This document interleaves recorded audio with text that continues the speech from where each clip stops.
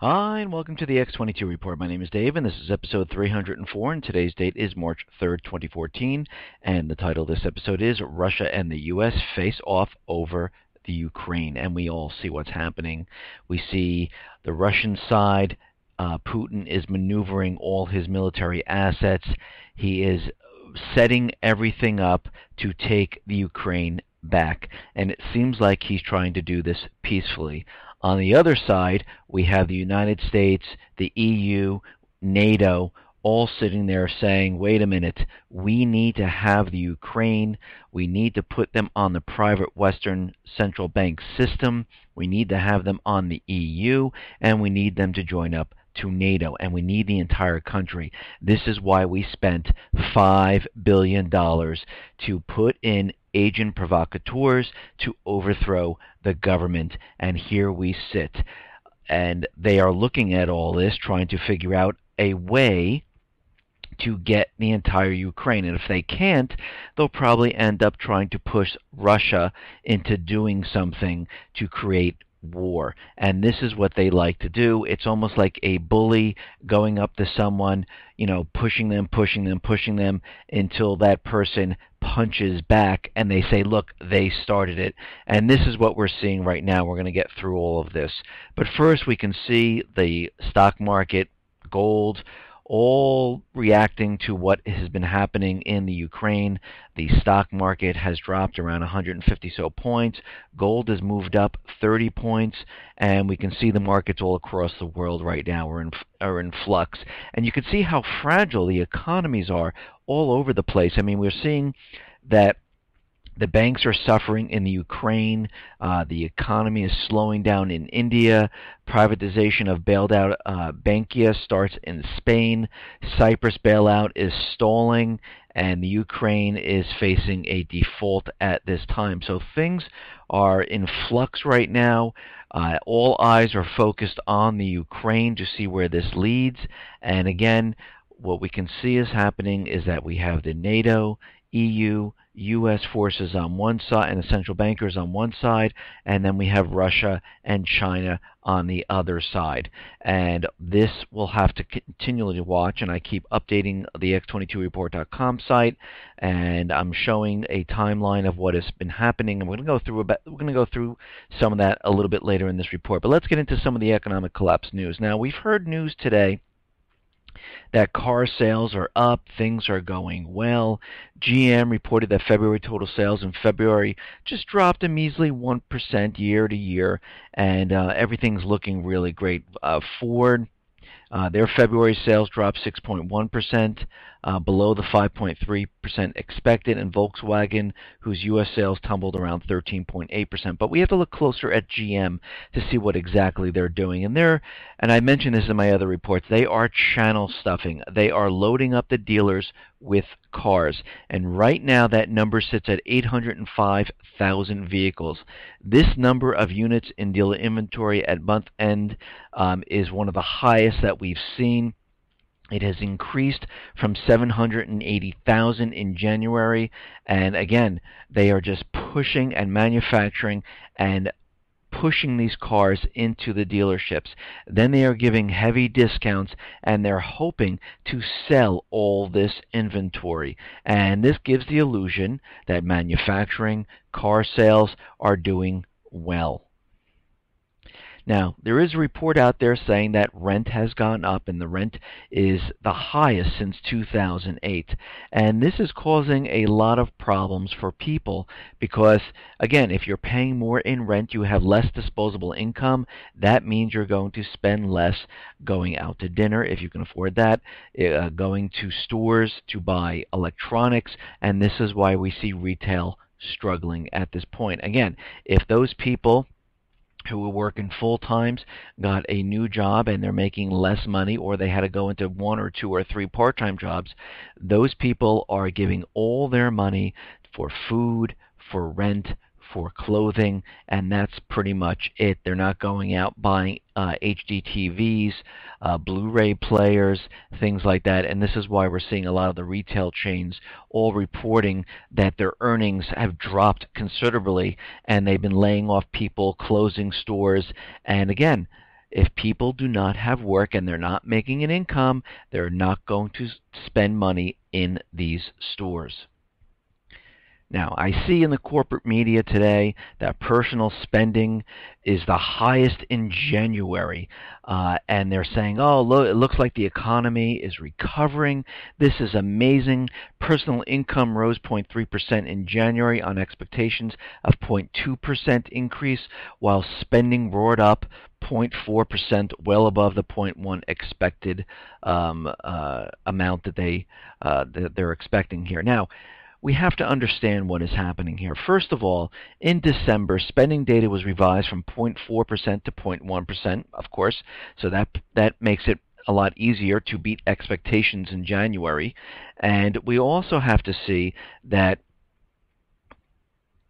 the 43.9 billion increase in personal income, some 29.8 billion, or over two-thirds, was thanks to personal current transfers receipts, basically from the government. So, again, we're looking at this, and one would think that based on this bullish take of the data, consumers opened up their wallets and purchased durable goods such as TVs, gizmos, tablets, and retail should be doing a lot better. But again, this is not the case. What happened in January? We had a lot of snow. A lot of this money was being laid out for plowing, for shoveling, for salt. It was all for that type of stuff. It was not for the people did not go out and say, hey, you know what, I have more income, let's go out there and spend all our money. No, the money was being used for snow removal, for other services, and things like that. Now, in my other reports, we talked about layoffs, and we understand that Best Buy is laying off around 2,000 managers, a lot of financial institutions laying off thousands of people, mortgage companies laying off thousands of people, and now Toys R Us is laying off about 200 people in their headquarters. And again, as this year goes along, we are going to see more and more of these companies lay off. We're going to see more retail stores closing because, again, the people just don't have disposable income to spend on all of these goods. And this is why you see all of this happening. I mentioned this back in 2013 for the holiday season. It completely came true. Here we are, and we all knew this was going to happen. We all knew that the holiday season was going to be terrible because we understand unemployment is completely manipulated, is an illusion. It is not 6.6%, because if this was all true, and we were going into the holiday season in 2013 at 6.7%, and this 2013 holiday season was much worse than 2012 when the unemployment was at 7.8%.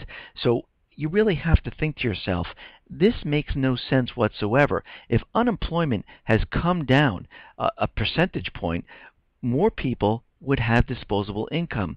More people would be going to work. More people would be spending money because now they have it. And also we would see this in the housing industry. We would see that people had more money. They've been saving up all this time and they're going to purchase homes. But this is not the case whatsoever.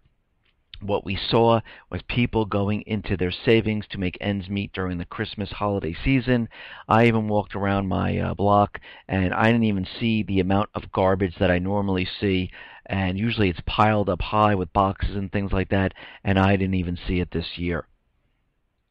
Now, I've always reported on gun rights, and we understand that the government is trying to disarm the American people. And this is why you're seeing all these mass shootings. This is why you've seen Sandy Hook. This is why the president came right out an hour after all this happened, and he talked about passing new gun laws, executive orders, trying to get the gun bill through the Senate. They all, they just had one just sitting around ready to go. Dianne Feinstein introduced it, and they were ready to go. And right now in Connecticut, they created these new laws, and they gave them by January 1st to comply. Most of the people have not complied, and what's happening right now, the state police do have the addresses of all these people, and they're going to be going door to door now to confiscate these weapons. And again, this is what it's going to be like when they eventually get the gun bill and the UN arms treaty in the Senate. They're both pending there. Once those are passed, this is what's going to happen. You're going to have the majority of the people go ahead and turn in their weapons. The rest, they're going to be put on lists, and they're going to have law enforcement go around and knock on your door and say, please give us your weapon, because they want the American people disarmed. They want to take everyone's weapons because they understand when the system comes down and everything collapses, they do not want people with arms. They don't want them rushing the government and threatening their power. And this is why they are working very hard to disarm the American people. And again, they have not stopped. You are going to see another major mass shooting, and you will know when it is the right one, because you will have the president out there, and they'll have coverage continually on it. The president will come up. He will let everyone know that we have the UN Arms Treaty. We have a gun bill. We can pass them right now, and we can start collecting these weapons. And you're definitely going to see this happen. Again, because you have to remember, DHS was created as an anti-terrorist force, and this is not for terrorists across the ponds here. It's terrorists within the United States. They're talking about domestic terrorists, and you've been put on list. They are tracking everyone. This is why they're using DNA, facial recognition. That's why they're implementing the Real ID, because they are going to be tracking every single person. They will know who you are. They know if you have a weapon. This is why they want gun registration, because it will just make it much easier for them when this collapse comes. Now, North Korea is out there, and they've been testing some weapons, and the U.S. State Department urged North Korea on Monday to exercise restraint to avoid provocative actions following reports that it launched 2 short-range missiles. And again, this report goes on to say, we urge North Korea to refrain from provocative actions that aggravate tensions. State Department spokesman Jen Psaki told reporters. So we can see what's happening. They're bringing in North Korea, and they're testing their missiles. And again, they're coming out saying, "Whoa, whoa, take it easy here." And they're showing them that again, all the countries that do not have a private Western central bank are the enemies of the private Western central bankers, and that goes with Russia, China, North Korea, Iran, Syria, Brazil. And all the other places that do not have a private Western central bank. And this is why the United States and the central bankers are all over the world trying to keep the empire intact. This is why they are in the Middle East. This is why they're in Africa. And of course, this is why they're in the Ukraine. Now, with Iran, what they're trying to do is of course, the illusion of these nuclear talks, that they have nuclear weapons, which they actually don't, because the last 30 years they've been telling us that they're 3 to 5 months away, and Iran has never had a nuclear weapon. They've never used it, and it's been over 30 years. So again, that was all propaganda to make everyone believe that Iran was evil, because they didn't have a private Western central bank, and they weren't selling their oil using the US dollar. And that is the only reason. And right now, President Hassan Rouhani said Sunday that despite thousands of hours of inspection, the UN's atomic watchdog has found no evidence of military objectives in Iran's nuclear drive. So what they're saying is they do not have nuclear weapons. Western powers all know that nuclear science in Iran follows a peaceful path, Rouhani said in a speech broadcast on state television. And again, UN inspectors have been in there. They can't find anything anywhere. There is nothing there. Again, these nuclear talks, they are an illusion to keep your focus off of what they're really trying to do. And they are really trying to infiltrate the banks of Iran. The IMF was going in there. They're trying to set interest rates. They're trying to infiltrate them to put the oil on the US dollar when it is sold. And this is why the president has come out there and said, listen, no company can do business with Iran at this time, because again, they do not have the system set up, and they're not going to lose all that money, because what will happen is Iran will sell all its oil without the US dollar in other currencies, in gold, in the yuan, in in Russia's currency, any other currency than the U.S. dollar. And again, the central bankers cannot let that happen. Now, Libya authorities are saying that they intercepted a cache of mustard blistered agent being smuggled to opposition forces in Syria. Again, the paid rebel forces in Syria, they are losing ground. Assad has been pushing them back and winning. And again, we understand that Saudi Arabia is funneling in anti-tank, anti-aircraft weapons because they are building up for a major strike, and they're building up the forces with all these advanced weapons. And again, they are going to, I mean, of course, you see from this report, they're trying to smuggle in mustard blister agent because they're going to use that. And again, these rebels, these paid rebels from the U.S. government, Saudi Arabia, Israel, they are the ones that use the chemical weapons on the people of Syria, because at that time, during August of 2013, Assad and Putin invited the UN Council in, the UN Security Council, to inspect another incident of chemical weapons. And during that period that they were in Syria, all of a sudden a chemical weapon attack occurred. And it makes no sense whatsoever for them to invite the UN Security Council in and then create an attack. And again, MIT did some evaluations of what happened there, and they said it was kind of impossible for these weapons to come from the government positions. It was more likely it came from the rebel positions, and you can see by the rockets they used to propel this gas, that's where it actually came from. And this is why it went to, when the UK was deciding if they should go militarily into Syria, they had no proof whatsoever. The United States had no proof, and they needed a way out because they had nothing, and they took the Russians' way out by disarming the chemical weapons, because the American people do not want war, and that was perfectly clear at this time. And they've learned their lesson.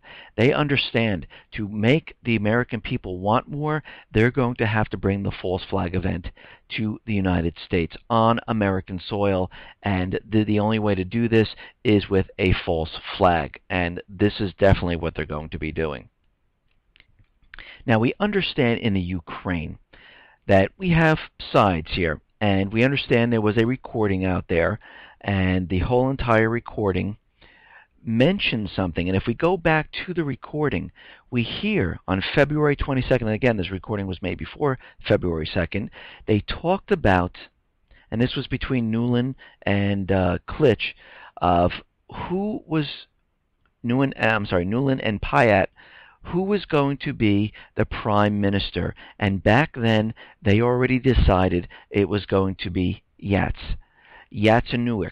That's who they decided at that time. And this was way before the opposition overthrew the government of the Ukraine. So they were making plans well in advance before this happened, because they knew exactly what was going to happen. And already during that time, February 2nd, or a couple days before that, they already had plans of putting Yats in as the prime minister. And again, he has central banker connections. He is a central banker. And again, this is all about putting Ukraine on the EU system, having them join up with NATO. And this whole thing was completely staged. They spent $5 billion to do this, and here we are today. But what Putin is trying to do, and he's doing this strategically, he's not going to march troops in there, fire shots, fly jets in. He's not going to do that.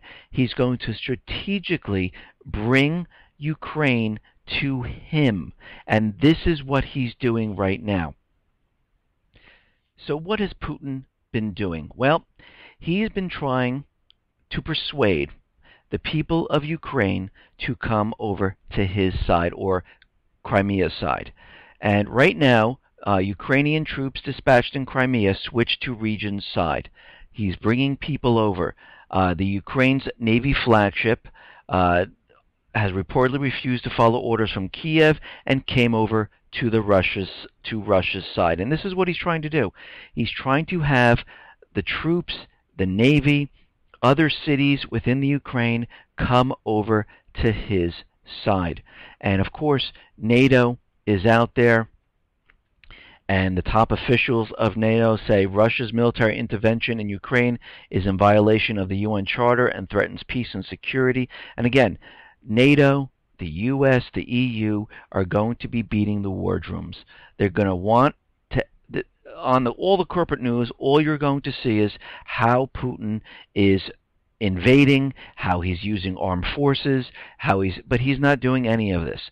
This is all propaganda to make people believe that Putin is invading the Ukraine. But he has the troops under an agreement with the Ukraine that he can put troops and put ships into port in Crimea, and he is allowed to do that. And you also have to remember, this was a coup.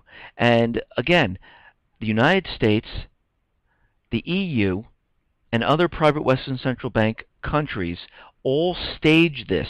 They went into another country and destabilized it and overthrew the sovereign government there. Then they had them sign an agreement and went back on the agreement and stormed the government buildings and threw the government out.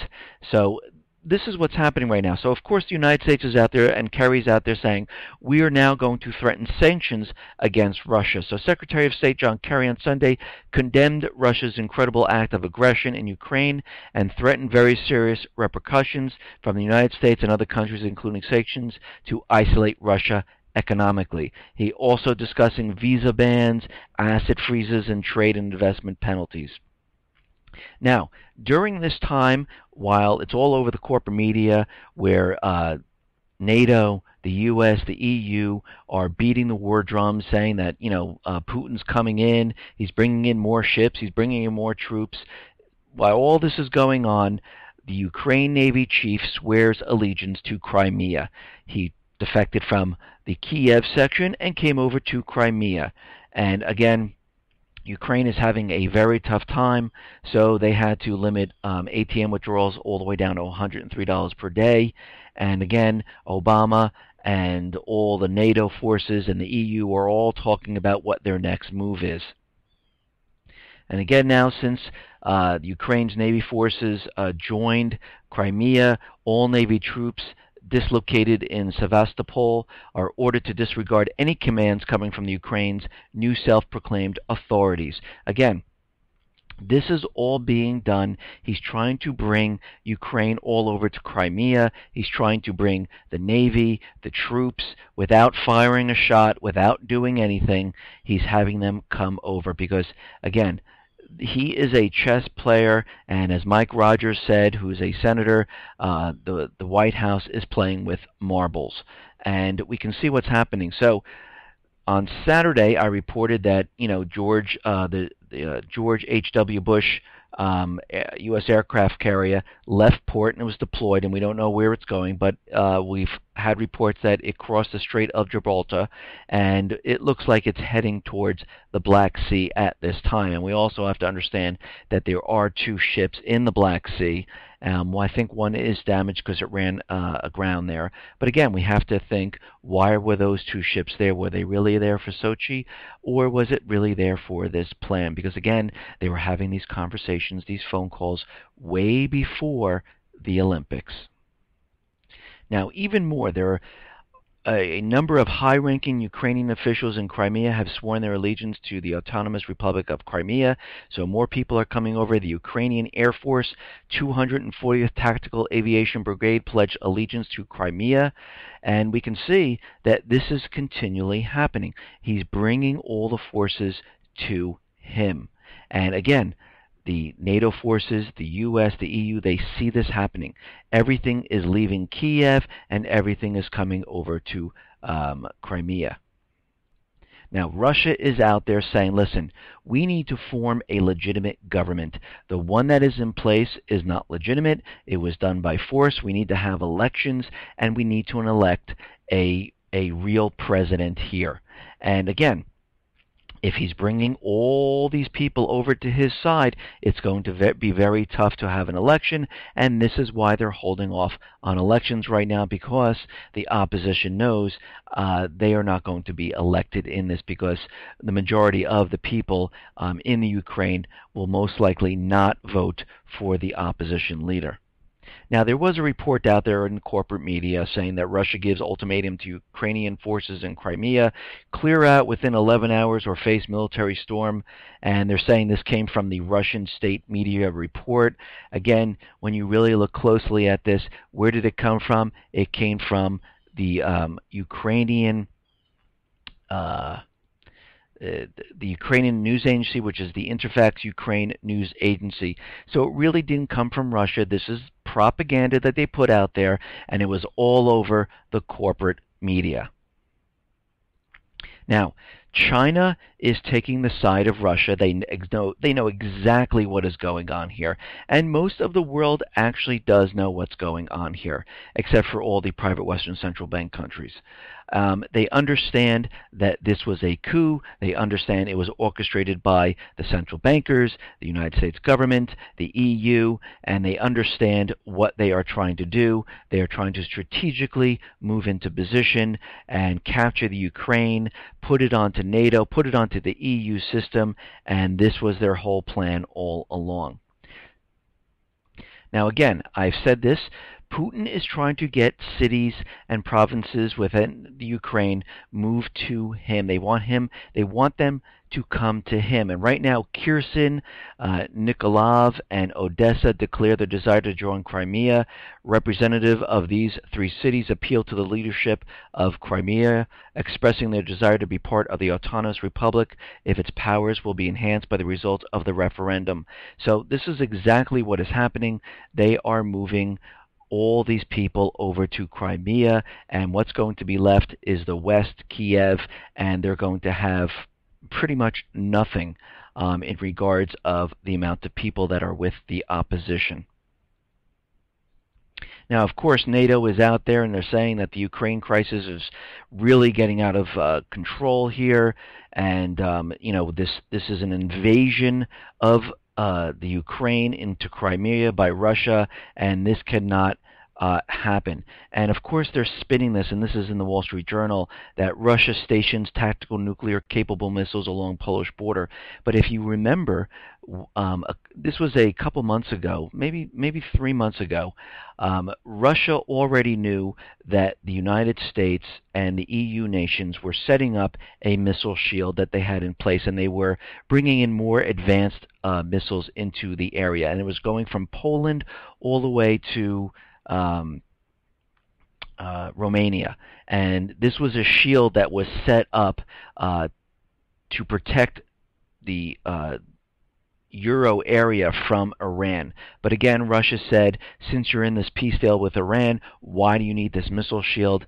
And again, the United States says, we're not taking it down, there's no reason. And again, we always knew that this missile shield was really for Russia when World War III started. So what Russia did at that point is they set up their missiles on the opposite side to protect themselves. But now, of course, they're spinning this, and they're saying that Russia, just stationed their tactical missiles bordering Poland, which is not true, because they did this before because of the missile shield. This has nothing to do with the Ukraine at this time.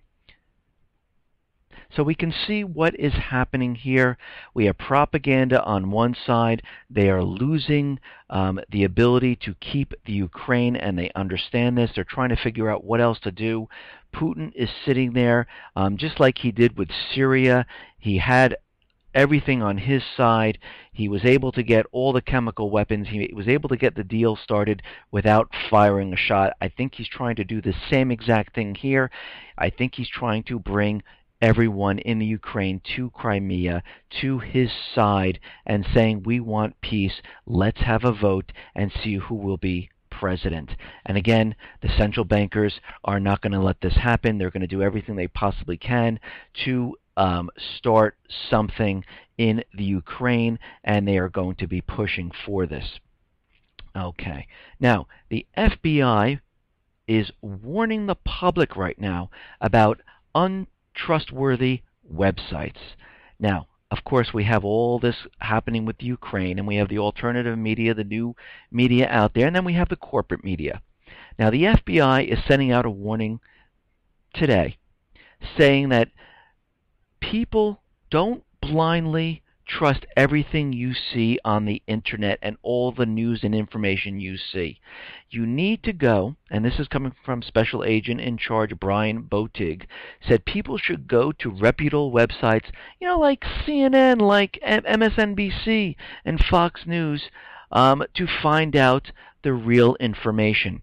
And if you're getting information from other sources, what you might want to do, and what logically you should do, is search on the internet and see if the other information from reputable sites fit what is being said on the other site. And if it isn't, you can discount them and say, okay, those sites have no idea what they're talking about. I should listen to those trustworthy sites. And this is what they're out there saying right now.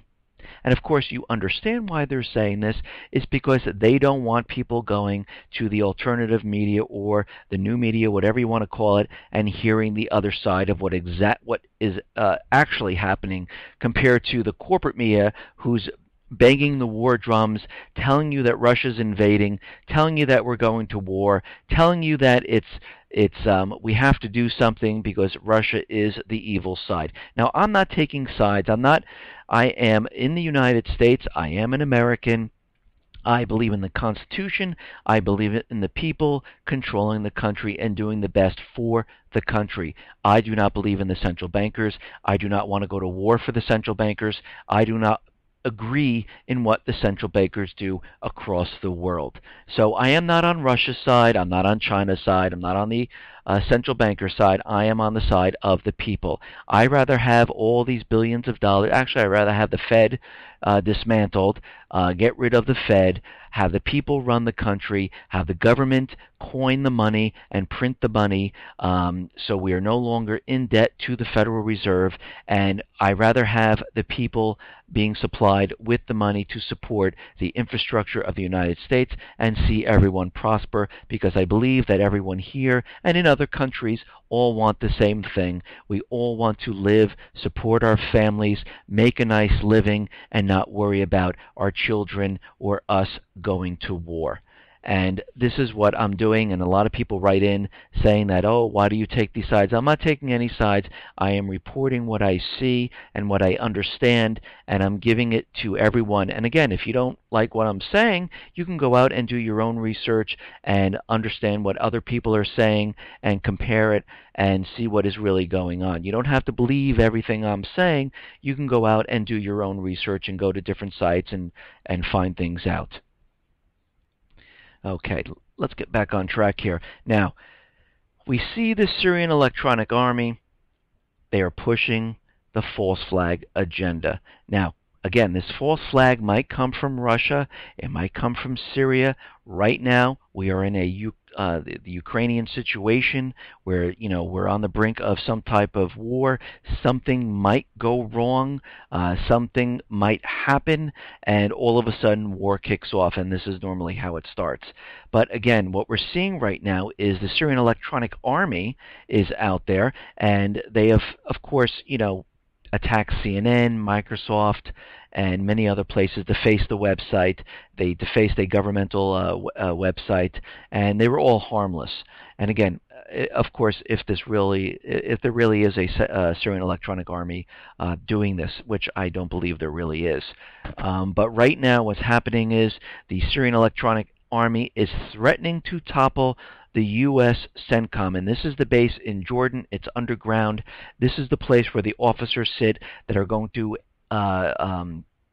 instruct the strike going on in Syria. This is where they were sitting and ready to direct the entire operation of the August 2013 invasion of Syria, which never happened. And right now, the Syrian Electronic Army is saying on Friday that, and they tweeted this, of course, that they're that the U.S. CENTCOM will be hit, and it's going to be nothing like they have done before. And the exact tweet is, the next attack will prove that the entire U.S. command structure was a house of cards from the start. And this is what the Syrian Electronic Army is saying, and they're threatening SETCOM at this time. Now, we can see they are building up the propaganda for Russian cyber attacks. And again, right now, the so-called, I'm going to try to pronounce this, Ouroboros malware has been traced to Russian hackers. The malware infects a machine, and then it is able to take control of it. The malware is extremely complex and designed to be very discreet and very difficult to identify. And this goes on to say, because of the complexity, the malware was designed to target high-profile targets dealing with sensitive information, financial information, government institutions, research institutions, and companies. So you can see they are setting this up, and they're telling us that Russia has this type of malware that can be placed into a system and called upon at any time to bring it down. Again, we talked a lot about the doomsday cyber attack, and we can see how they're playing this up. So one side, they have the Syrian Electronic Army, and the other side now, they have Russia.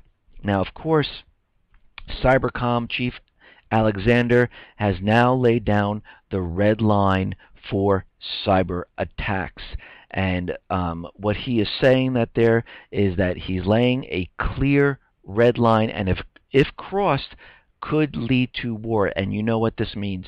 Every time they talk about a red line, they are going to have a false flag. Remember the time Obama saying, if the Syrian if Assad crosses the red line, we will go into Syria. Well, he crossed the red line, and then nothing happened, and they did it again. And of course, he definitely crossed the red line this time, and that's when the August 2013 false flag came up. So right now, the cyber commander Alexander is saying, if it destroys government or other networks such as companies, financial networks, I think it would cross that line. And this is coming from Army General Keith Alexander.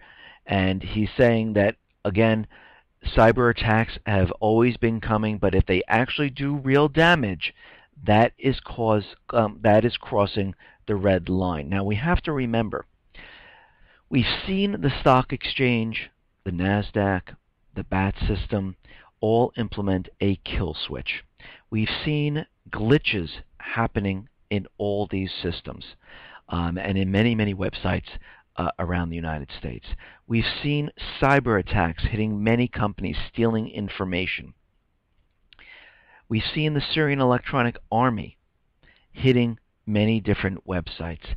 And now there is a red line that has to be crossed for the United States to say we are going to war, that someone has attacked us.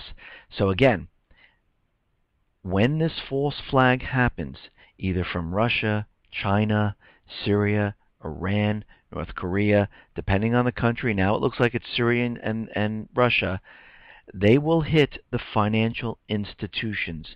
They will cross the red line. They will hit the government institutions. They will cross the red line. They will bring the power down in the U.S. That will cross the red line. And we all know this is not the actual country doing this. This is the false flag, and they're doing it internally, and this is why we've been seeing the glitches. This is why they've been preparing. This is why they've been having the propaganda for over 3 years now. This is why they have the kill switches, because they understand that this economy is so fragile that they can barely keep it going, because there is no such thing as recovery. It is all pumped up and it is ready to fall, and this is why they are preparing for this attack, and we understand that it is coming, and everyone needs to be prepared for what is coming. Listen, everyone, thanks a lot for listening. Be well, be safe, and especially be prepared. Thanks a lot.